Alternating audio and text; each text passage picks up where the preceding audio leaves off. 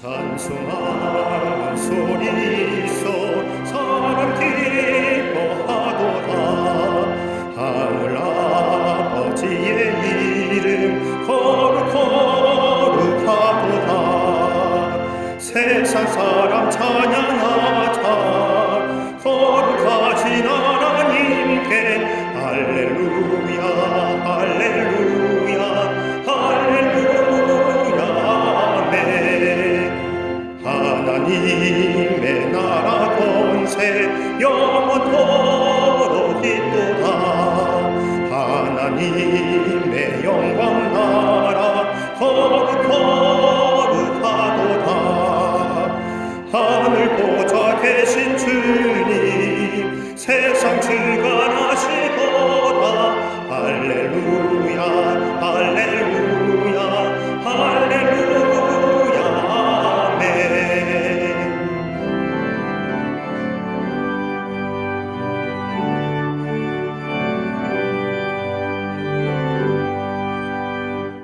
하나님의 크신 섭리 그 뜻대로 되도다.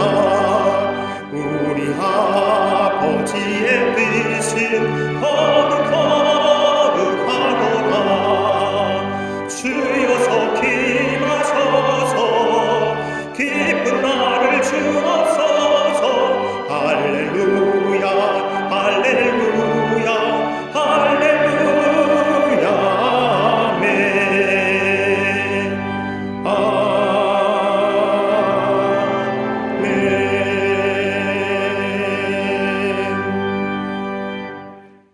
오늘 성경 말씀은 마태복음 11장 1절에서 6절까지입니다. 예수께서 12 제자에게 명하시기를 마치시고 이에 그들의 여러 동네에서 가르치시며 전도하시려고 거기를 떠나 가시니라. 요한이 옥에서 그리스도께서 하신 일을 듣고 제자들을 보내어 예수께 여짜오되 오실 그이가 당신이 오니까 우리가 다른 일을 기다리오리까? 예수께서 대답해 이르시되 너희가 가서 듣고 보는 것을 요한에게 알리되 맹인이 보며 못 걷는 사람이 걸으며 나병 환자가 깨끗함을 받으며 못 듣는 자가 들으며 죽은 자가 살아나며 가난한 자에게 복음이 전파된다 하라.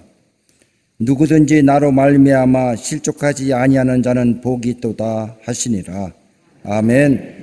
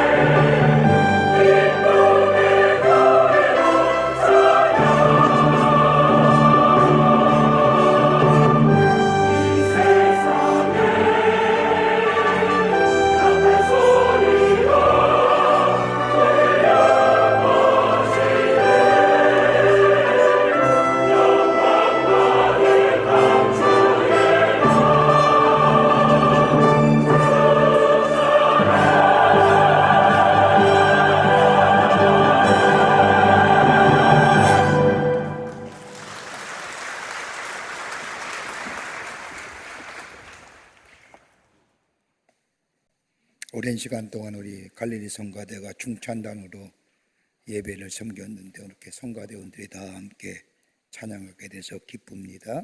감사합니다. 고맙습니다. 또 우리 오케스트라도 함께 예배에 참여해 주셔서 고맙습니다. 미국의 타임즈 기자가 당시에 부호였던 록펠러에게 진지하게 묻습니다. 당신은 지금의 부요함에 만족하십니까? 이 질문에 록펠러가 대답하기를 아닙니다. 만족하지 않습니다. 라고 대답하자 이 기자가 그러면 얼마나 더 가져야만이 만족하시겠습니까? 라고 질문하자 록펠러가 웃으며 대답했다고 합니다. 조금만 더. A little more. 끝없는 욕망을 얘기하는 겁니다. 재물로 인하여 오는 기쁨이란 것은 항상 조금만 더 바로 거기에 있습니다. 재물에 대한 기쁨은 한계가 없습니다. 이것이 재물이 가지는 매력일 뿐만 아니라 오히려 이것이 우리 인간에게 주는 시험이기도 합니다. 그러게 유명한 프랑스의 수학자이며 철학자인 파스칼은 그의 신학적 사상이 담긴 팡세라고 하는 책에서 이야기하기를 사람의 마음속에는 이 세상의 무엇으로도 채울 수 없는 빈 공간이 있다라고 말합니다. 여러분 보십시오. 우리가 가까운 사람 가운데 세상적인 가치 기준으로 좀 가졌던 사람 보면 여러분 어떻게 느끼실까요? 우리는 저 사람 참 만족스러울 거야 라고 이야기합니다. 좀 좋은 집에 사는 사람, 저 집에 사는 사람은 만족할 것이다. 저 좋은 위치에 있는 사람, 저 자리에 있는 사람 만족스러울 것이라고 생각하지만은 그 사람 또한 파스칼이 말한 것처럼 다른 어떤 것으로 채울 수 없는 빈 공간, 무적행 같은 엄청난 공간이 있다는 겁니다. 이거 채울 수 있는 것은 다름이 아니라 하나님만이 채울 수 있고 하나님을 믿는 믿음 안에서만이 채울 수 있다고 파스칼은 이야기합니다. 오늘 우리가 읽은 이 본문의 말씀, 예수님께서 이 세상에 오시기 전 예수님보다 6개월 먼저 이 땅에 와 하나님 나라의 복음을 전한 사람 세례 요한에 관한 이야기입니다. 그에겐 사명이 있었습니다. 예수님이 오시는 길을 예비하는 사명이었습니다. 그러기에 그는 광야에서 외쳤고 예수님을 만났고 예수님에게 세례를 베풀었고 예수님에 대하여 증거했습니다. 하나님의 음성을 들었을 뿐만 아니라 예수님의 공생의 사역을 시작할 때에 자신을 따르는 무리들을 예수님께 보냈던 사람입니다. 확실하게 예수님을 이 땅에 오실 메시아 하나님의 아들로 믿었던 사람이 세례 요한입니다. 그러게 마태복음 3장 11절의 말씀을 보면 이 세례 요한이 예수님에 대해 어떻게 이야기했는가? 나는 너희로 회개하기 위하여 물로 세례를 베풀거니와 내 뒤로 오신 이는 나보다 능력이 많으시니 나는 그의 신을 일기도 감당하지 못하겠노라. 그는 성령과 물로 너희에게 세례를 베푸실 것이라고 말했을 뿐만 아니라 이사야 선지자의 예언의 말씀인 보라 하나님의 어린 양이로다 세상 죄를 지고 가는 하나님의 어린 양이로다라고 예수님을 증거했고 이 땅에 올 구원자로 오실 예수님이심을 메시아이심을 하나님의 아들이심을 믿었던 사람이 바로 세례 요한입니다. 그런데 이 요한이 하나님의 말씀을 외쳤고 정의로움을 외쳤던 이 요한, 헤롯 왕의 시기와 미움을 사서 그만 감옥에 갇히게 됩니다. 사가에 의하면 헤롯 왕궁 바로 그 타락하고 건모와 술수가 난무했던 헤롯 왕궁의 지하실에 이 세례 요한이 갇혀 있었다고 합니다. 매일매일 벌어지는 향락과 환락의 소리를 들으며 지하 감옥에서 고생하고 있습니다. 언제까지 이 고생이 계속될지도 모릅니다. 이 고생이 길어지자 그의 마음에 흔들림이 생깁니다. 이러한 때에 자신을 따르는 무리가 와서 이야기 나눌 때에 이 세례 요한이 사람을 외워내어 예수님께 묻습니다. 마태복음 11장 3절의 말씀을 보면 오시되 이가 당신이 오니까 아니면 우리가 다른 일을 기다리오리까? 이 일을 두고 성서학자들은 두 가지로 해석합니다. 하나는 그가 영광의 메시아만을 생각하고 고난의 메시아는 생각하지 않았느냐, 못한 것 아니냐.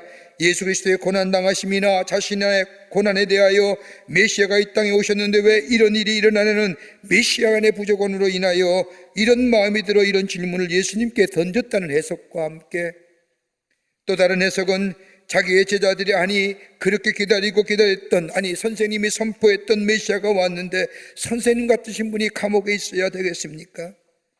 예수님께 친히 감옥을 방문하시던가 아니면 선생님을 향하여 세례 요한아 수고했다 이제 그만 나오라 하시든지 뭔가 기적을 베풀어야 되는 거 아닙니까? 어떻게 선생님이 감옥에 갇힐 수 있다는 말입니까?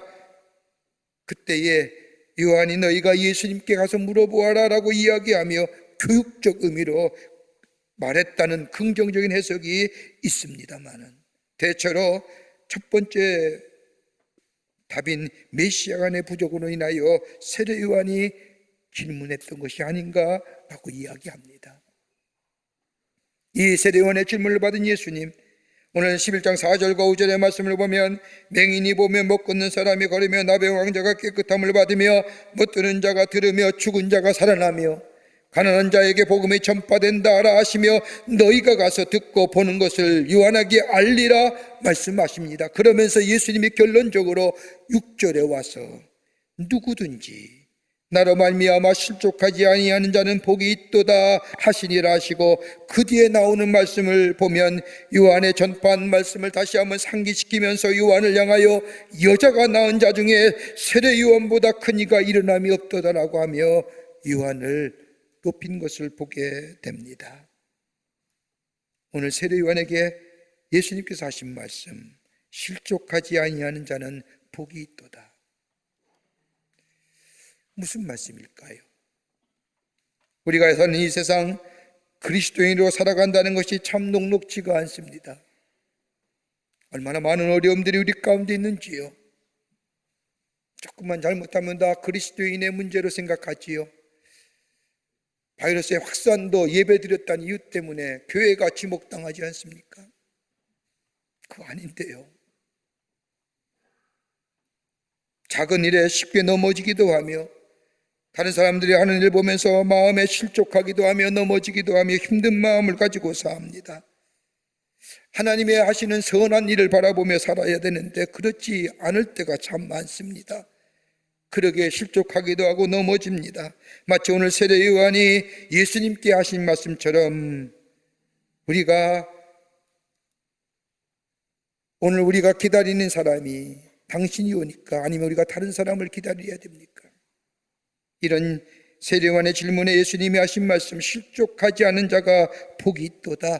넘어지지 않는 자, 걸려 자빠지지 않는 자가 복이 있다는 말씀이 뭘까요?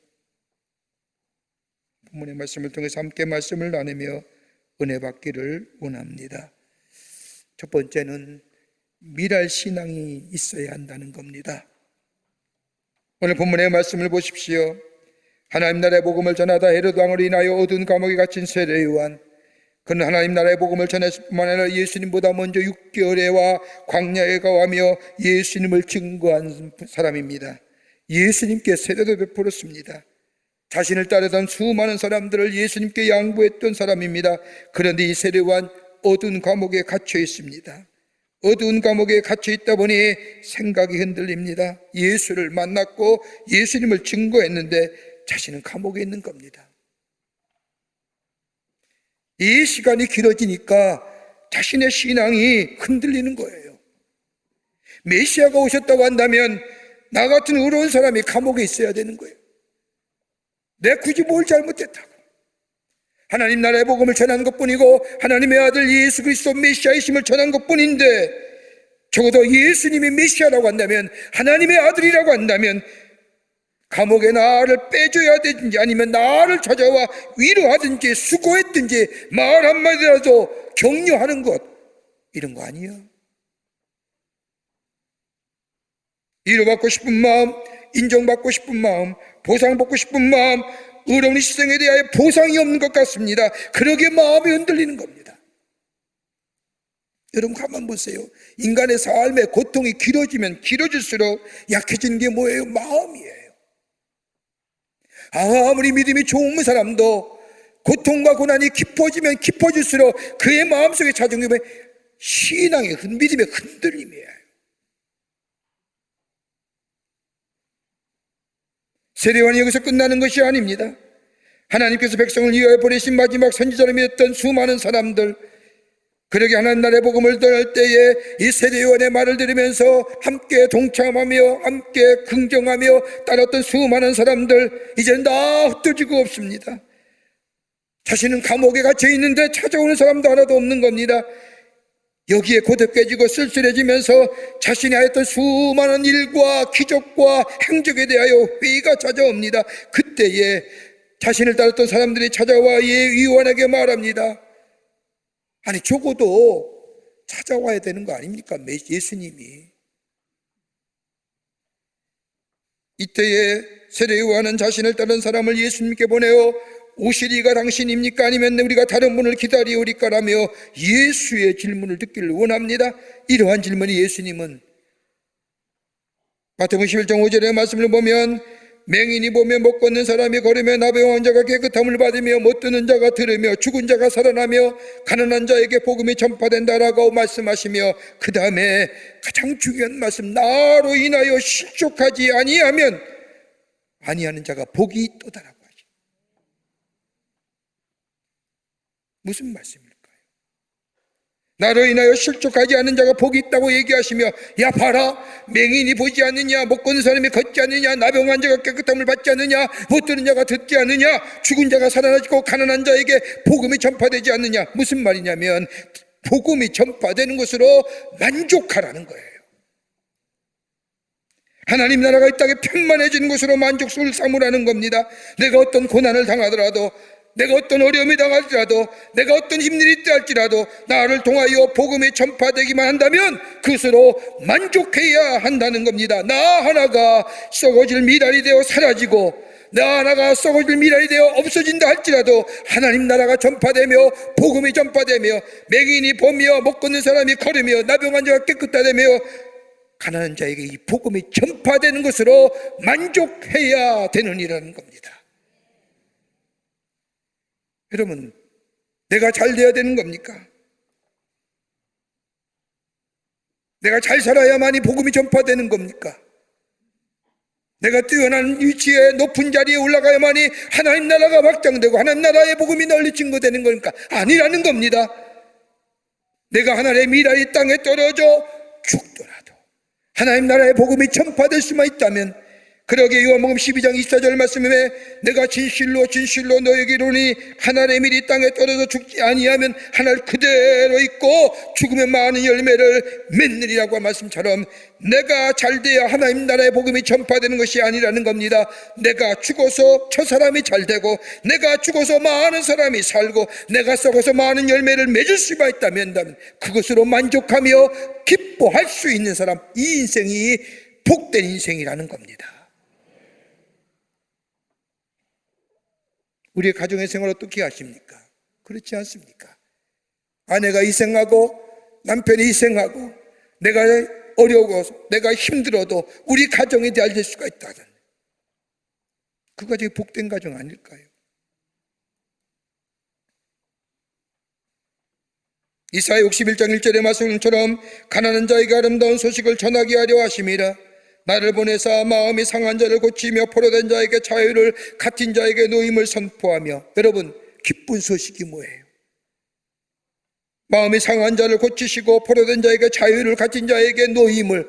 여러분, 내가 힘들어도, 내가 어렵다 할지라도, 내가 고난 가운데 일지라도 나를 통하여 이 기쁜 소식이, 가난한 자에게 복음이, 병자가 나으며 하나님의 나라가 확장되며 이 놀라운 기쁘고 복되고 이 복음이 세상에 전파될 수 있다면 그것으로 만족할 수 있는 심령.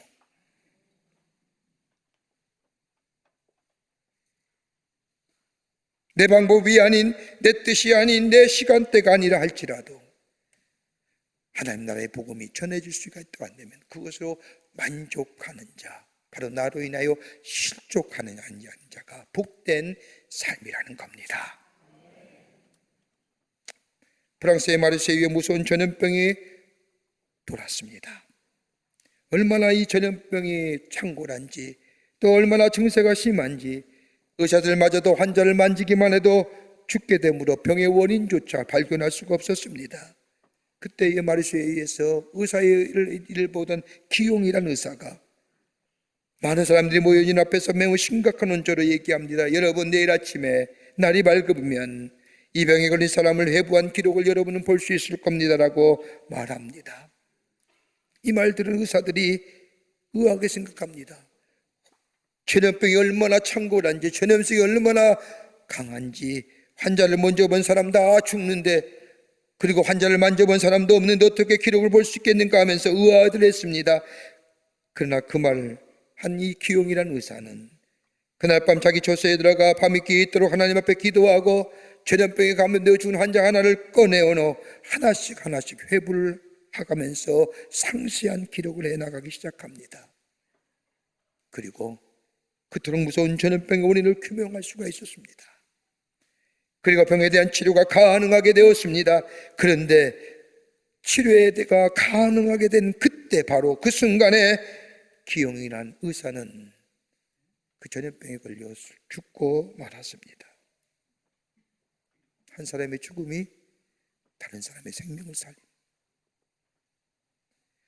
내가 오늘 하는 일이 알아주지 않는다 할지라도, 하나님의 보상이 없다 할지라도, 하나님의 은혜로 자녀 삼으시고 불러주신 그 하나님의 놀라운 사랑, 그러기에 예수의 놀라운 은혜 안에 사는 삶, 예수 믿는 이유 때문에 어려움을 당한 할지라도 나를 구속하시오, 나를 통하시오, 이 땅에 하나님 나라가 이루어지길 원하시는 하나님의 뜻, 그 뜻을 이루어 나아가는 우리의 삶, 그러기에 내가 미랄이 된다 할지라도, 아니 썩어질 미라가 될지라도 나를 통하여 하나님 나라의 복음이 증거될 수 있다고 한다면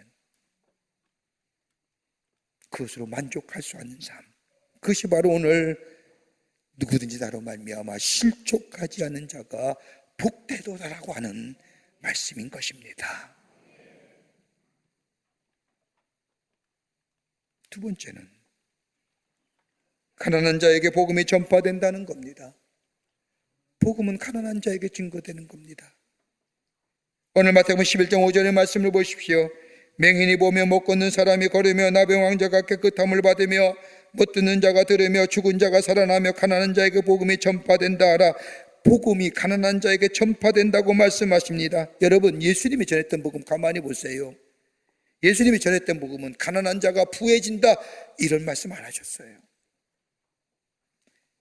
가난한 자를 부하게 만들어 주리라, 너의 천한 자를 내가 높여주리라, 이런 말씀 절대 안 하셨습니다. 오히려 가난한 자에게 복음이 전파된다고 말씀합니다. 여러분, 오늘 세례 요한이 기대했던 게 뭘까요? 오늘 여기에 말씀처럼 세례 요한이 예수님께 물었던 이야기, 여기에 오실 그이가 당신이 오리까? 우리가 다른 일을 기다리오리까? 이렇게 물었던 세례 요한의 물음의 뜻이 뭘까요? 그 이면에 담겨지는 횡단 속에 담겨진 뜻이 뭘까요? 아마도 세례 요한이 기대했던 것은 이제 감옥문이 열릴 것이다, 내가 여기 왔으니 석방될 것이다, 내가 자유의몸이 될 것이다, 뭐 이런 말 아니었을까요? 그러기에 이 세례 요한이 예수님께 오실 그이가 당신입니까? 라고 물었던 거 아닐까요? 세례 요한이 듣고 싶은 복음이 뭘까요? 기쁘소식 어떤 것일까요? 근데 정작 세례 요한이 듣고 싶었던 이 복음은 들려지지 아니하고 마태복음 11장 6절의 말씀을 보면 누군지 나로 인하여 말미암아 실족하지 아니하는 자는 복이 있도다 하시나, 이 말씀하시는 거예요. 다른 말씀하면 무슨 말씀일까요? 지금 그대로의 삶, 어렵고 힘들더라도 나와 함께하면, 나와 함께하는 삶에는 넘어짐이 없다는 거예요. 지금 나와 함께하느냐는 물음이에요. 예수와 함께 있느냐는 말이에요. 감옥에 있다 할지라도, 엄청집지만 그 어려운 환경 속에 있다 할지라도 나와 함께 있다면 넘어짐이 없느니라. 가난하게 살고도 나와 함께하면 실족감이 없느니라. 어떤 고난이 있다 할지라도 나와 함께하면 넘어짐이 없다는 겁니다. 나로 인하여 실족함이 없는 사람, 그 사람이 복된 사람이에요. 우리가 잘 부르는 찬송가 가운데 예수가 함께 계시니 시험이 오나 겁없네, 우리의 기쁨의 근원 되시는 예수를 위해 삽시다. 예수와 함께하는 사람이요, 여기에 넘어짐이 없고 여기에 실족함이 없고 이 인생이 복된 인생이라는 겁니다. 주일 테일러 교수가 쓴 책 가운데 에세이 가운데 Success Jam이라고 하는, 우리나라로 번역하면 굳이 성공하는 보물 뭐 이런 것들 번역할 수 있겠지요. 이 책에 보면 현대인이 가장 빈번한 정서, 가장 많이 겪는 빈번한 정서가 뭐냐? 두려움이라고 얘기합니다. 현대인의 그릇된 정서 그 깊은 곳에서는 두려움이 있는데, 이 두려움 때문에 원치 않은 일을 하게 되고 또 해야 할 일을 못하게 된다. 이 두려움은 어디서 나오느냐? 하나는 무지에서 나온다는 거예요. 알지 못함의 두려움이에요. 여러분, 아는 것 같으나 아는 것이 별로 없어요. 검증되지 않은 지식에 매여 새로운 사건에 부딪힐 때마다 두 손 들고 항복하지 않습니까? 여러분, 정보는 정보지요. 생명력을 만들어내지 못하지요. 무지함이에요. 여러분, 팩트를 얘기하고 그 지식이 있으면 거기에 대해서 바른 판단력과 분석을 가지고 거기에 생명의 역사를 만들어내는데, 팩트에 대한 분석력과 가장 정확한 정보 얻기에 뭐예요? 남의 댓글 보고 얘기하잖아요. 댓글이 많으면 좋은 걸 알아요. 어디 좋은 음식점 댓글이 몇 점 달렸나 다 그거 보잖아요. 점수가 좋으면 야, 좋은 수준이다. 가서 얼마나 실패해요. 낭패 본 적이 한두 번이에요? 맛있던가요?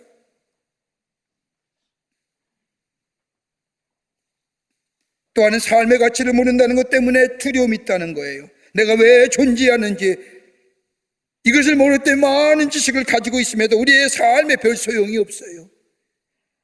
그러면서 이 사람 얘기하기를 이걸 극복할 수 있는 것이 뭐 있느냐?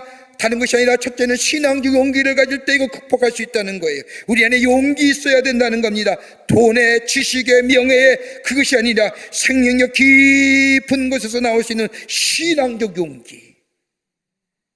이거 있을 때 우리 안에 깊은 곳에 자리 잡은 두려움을 떨쳐볼 수 있다는 거예요. 두 번째는 진실함과 겸손함이에요. 진실과 겸손은 하나로 통하는 겁니다. 진실하면 겸손해요. 여러분, 그리스도인의 진실하고 겸손할 수 있는 이유가 어딜까요? 십자가의 은혜를 생각하면 겸손할 수밖에 없어요. 저 십자가의 말로 나를 위해 죽으신 하나님의 사랑, 나를 향하신 하나님의 놀라운 은혜, 저 은혜가 아니면 난 죽을 수밖에 없고 내가 저기에 달릴 수밖에 없는 존재라고 하는 것에, 십자가의 은혜를 생각할 때에 겸손해지고 낮아지고, 그 겸손함과 낮아짐 속에 진실함이 있는 거예요.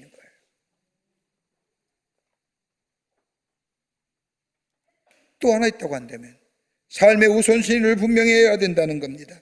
내가 무엇을 해야 할지, 무엇을 원하는지 최우선적으로 결정할 수 있어야 된다는 겁니다. 어차피 다 하지 못하는 겁니다. 다 할 필요도 없습니다. 그러나 오늘 내가 할 일, 그리고 내일 할 일에 대하여 초점을 맞추고 내 삶의 프라이어티, 우선순위가 무엇인가 결정하는 지혜가 있어야 된다는 겁니다. 여러분, 이거 어디서 나오나요? 예수와 함께하는 인생이에요. 예수와 함께하는 자, 초연한 용기가 생기는 거예요. 예수와 함께하는 자, 거기에 진실함과 겸손함이 있는 겁니다. 우리가 잘 알고 있는 말씀처럼 내게 능력 주시는 자 안에서 내가 모든 것을 할 수 있다는 것, 내가 슈퍼맨 되는 게 아니라 예수가 내 안에 계시기에, 내게 능력 주시기에 두려움과 역경과 고난과 어려움을 넉넉히 이겨 감당할 수 있는 것, 그리고 예수가 나와 함께 하시기에 진실함과 겸손함이 있을 수밖에 없고, 나를 불러주시고 하나님의 자녀로 삼으시고 나를 통하여 하나님이 하신 일들, 그 부르심을 내가 알기에, 그 사명을 감당하기에 내 삶의 우선순위가 무엇인가 분명하기에 내 안에 두려움이 사라지는 거예요. 그러게 세상이 뭐라 하든지 넘어지지 않는 거예요. 실족하지 않는 거예요. 여러분, 여기서 실족하다는 말은 헬라어 원문을 보면 스칸달리조라고 하는 3인칭 단수 수동태 스칸달리테스에서 나온 거예요. 내가 넘어지려고 의도적으로 넘어진 것이 아니라 걸려 넘어지는 수동태형이에요. 길가의 도중에 만나는 것에 부딪혀 넘어지는 거예요. 그런데 예수와 함께 하는 삶의 가치와 의미를 알잖아요. 용기가 있잖아요. 진실과 겸손함이 있잖아요. 그리고 삶은 무엇이 해야 되는지 우선순위를 알잖아요. 그러기에 뭐예요? 나로 말미암지 않고 실족지 않는 자, 넘어짐이 없는 인생.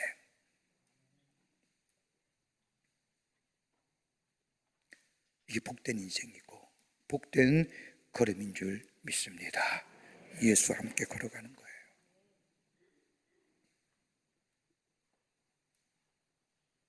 끝으로 복음의 확장성입니다. 복음이 널리 전파되는 거예요. 하나님 나라가 널리 확장되어 가는 거예요.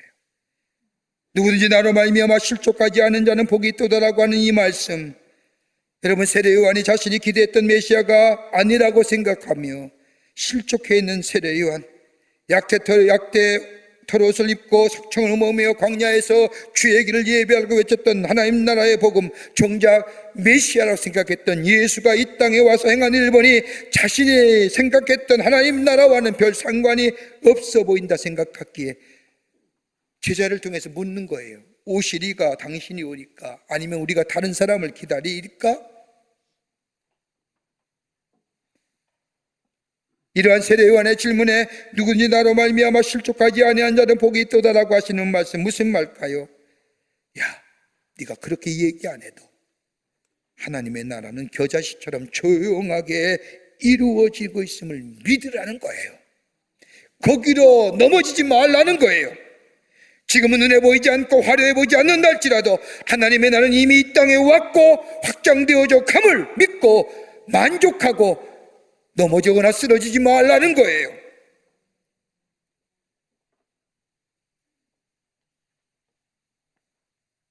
여러분, 예수 믿는다는 게 뭘까요? 무엇으로 얘기할 수 있을까요? 여러분, 적어도 예수 믿는다면 우리 마음속에 이런 것들이 있어야 돼요. 하나가 뭐냐?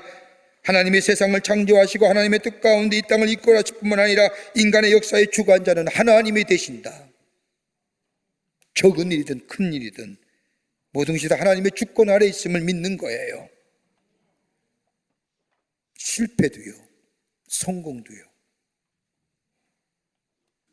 또 하나 또 한다면 예수 중심의 신앙이에요. 하나님 우리를 구원하시기 위해서 독생자 되시는 예수님을 보내주셨고, 예수님 우리 죄를 위하여 십자가에 달려 돌아가심으로 인하여 우리 죄가 대속하고 구원받아도 하나님의 자녀 됐고 하나님의 백성 됐음을, 그러게 십자가를 볼 때마다 나를 향한 하나님의 사랑을 발견하게 되고 나를 향한 하나님의 마음이 발견되게 되고 나를 향한 하나님의 말씀이 들려오는 십자가 중심, 예수 중심의 신앙. 또 하나 또 간다면 구원론적인 가치관을 가지고 사는 거예요. 모든 역사는 하나님의 백성들을 구원하시기 위하여 이루어진 이름을 믿는 겁니다.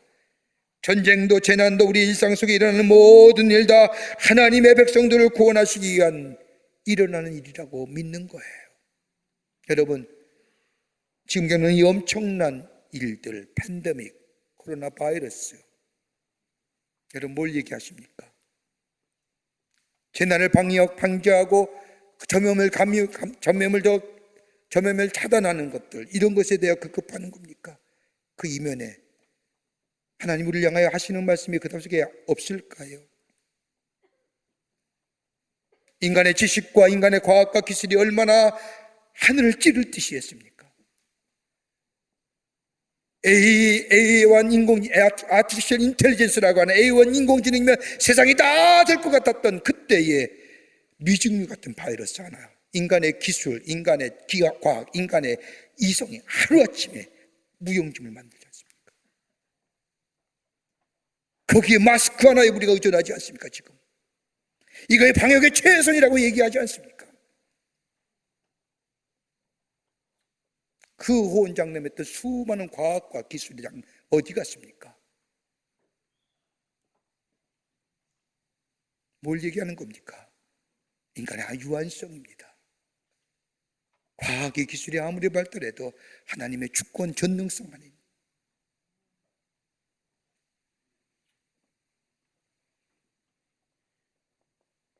하나님의 우리를 향한 이 일들, 그것이 개인적인 사건이든 민족의 사건이든 우원을 구원하시기 위한 하나님의 구속사적인 역사로 바라봐야 된다는 겁니다. 이 구속사의 역사는 영원히 먼저 구원하시는 것이고, 그리고 영원한 생명길로 인도하시는 것입니다.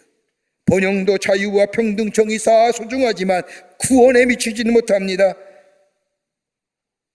구원받아야 됩니다.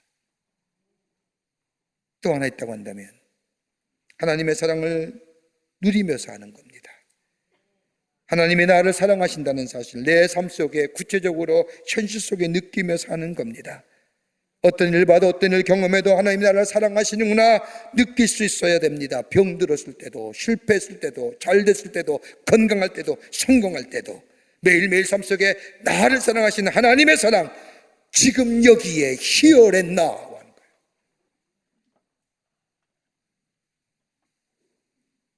여러분 어디에 만족이 있을까요? 참된 만족이 어디 있을까요? 참된 만족은 다름이 아니라 예수와 함께 있을 때에 우리 안에 참된 만족감이 있습니다. 알렉산드리아 클레멘트라고 하는 유명한 교부가 있었습니다. 클레멘트라는 사람이 쓸 글 가운데 이런 글 하나가 있습니다. 베드로가 자기와 같은 시간에 사형장으로 끌려간 아내를 보게 되었습니다. 아내도 같이 순교한다는 그 생각에 베드로의 마음이 얼마나 기뻤는지 아내와 함께 천국에 갈 것을 생각하니 너무나 좋았습니다. 자기가 순교하는 것은 물론 아내까지 순교한다는 것이 너무나 좋았던 이 베드로, 아내를 위로하고 격려하면서 이렇게 이야기했다고 합니다. 여보, 주님을 기억하십시다. 나를 생각할 것도 아니요, 자식을 생각할 것도 아니요, 오직 하나 주님만을 생각합시다. 여러분, 주님만을 생각하는 마음, 주님과 함께 가는 자, 이런 사람에게는요 세상의 일들 작게 보여요. 잘 이해 안 되세요? 한번 살아보세요. 주님과 함께 걷는 삶, 주님과 함께하는 삶, 세상 일 작게 보입니다. 주님을 생각하는 시간, 자기 존재가 완전히 사라지게 됩니다. 그러니까 주님과 함께 거하는 삶에는 넘어지고 실망하지 않는 자, 복된 인생 살아가게 됩니다. 그 인생에 하나님 나라가 전파되는 거예요. 복음이 널리 편만해지는 거예요. 내가 특별한 일 안 해도, 내가 타고난 일 안 해도 할지라도 내 삶의 자리에서 주님의 주신 은사대로, 내 분깃대로 내 삶의 영역에서 최선의 삶을 경주하는 삶, 거기에 주님과 함께 거하는 인생, 넘어짐이 없이 실족함이 없이 그 삶 속을 통하여 하나님 나라가 확장되고 복음의 역사가 일어나며 이런 자가 복된 인생의 삶, 주님 주시는 사명의 길을 걸어가는 복된 걸음이 되는 줄 믿습니다. 이 믿음의 경주를 이루어 가시는 여러분과 저와 되시기를 주의 이름으로 축원합니다. 하나님 감사합니다. 저희를 사랑하시고 하나님의 자녀 삼으심에 감사합니다. 우리의 삶, 세상을 보며 넘어질 때가 참 많이 있습니다만은 세상을 보는 것이 아니라 예수와 함께 거하는 인생 되게 하여 주셔서 우리 안에 기쁨과 만족이 넘쳐나게 하시고 우리의 삶을 통하여 하나님 나라가 확장되며 편만해지는, 그래서 복된 삶, 복된 인생의 걸음을 걸어가는 저희들 되게 도와 주시옵소서. 예수와 함께 거하는 저희들 되게 하여 주시옵기를 원하오면서 예수님의 이름으로 기도하옵나이다. 아멘.